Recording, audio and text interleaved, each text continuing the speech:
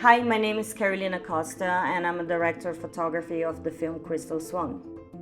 Camera movement is something that we always notice on films, even if it's in an instinctual level, and I believe a lot of the decisions we make as filmmakers is based on instinct.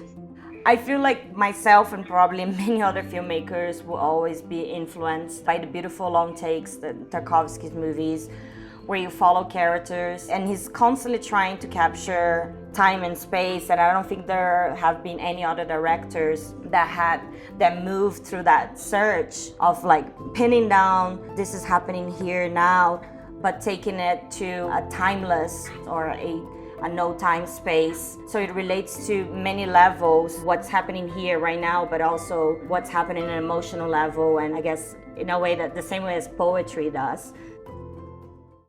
I remember the first time I watched Possession. The camera is completely free and so injected of energy. I think of one scene in particular that the character walks into this like huge room that is empty and there's one desk, and the camera starts circulating around them, and the more it does, it starts capturing more energy and speed.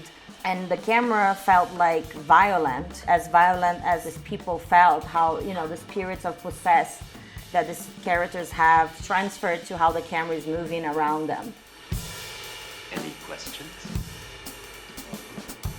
When I start working on the film, I like to talk to the directors about the soul of the camera. Is this a physical camera that's gonna follow people through spaces? Is this a spiritual camera that is taking the energy of something or someone that is not in the frame but that we feel it's there? Is this an emotional camera that moves when the interior world of the characters has shifted? And then once you start having those conversations, you start making choices if the camera is moving and when, or not at all. And if it moves, how does it move? For Crystal Swan, we had what we call a combination of styles or different techniques were used. We created a set of rules for the movie, but all these decisions were based on who our main character was. So from framing 4:3 in aspect ratio and the way we composed within that frame, the way the camera moved, everything was about Velia, our main character, and how she perceived the world around her, what was her place in the world around her. At first, she hates the country she lives in. She feels it's backwards and she's much more ahead of time. She feels it's static, it's in old ways, it's solid, it's not flexible, and that's why she wanted to leave it. That translated into a lot of locked off shots.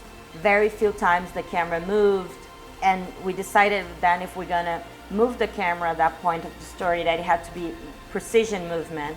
So it was like very controlled dolly shots and steady cams. And it only happened when Velia was moving through the static world around her, never the other way around. From that on, when she goes into this little town, this other character enters, and Stepan enters her world, and then the camera becomes handheld. So every scene that Stepan is in is handheld. We decided that he was constantly challenging her and her concepts on life and the country. So we felt like he was constantly shaking her ideals, and we felt like he should be shaking the camera too. He was affecting her that much, you know? So we took that concept into a more literal way.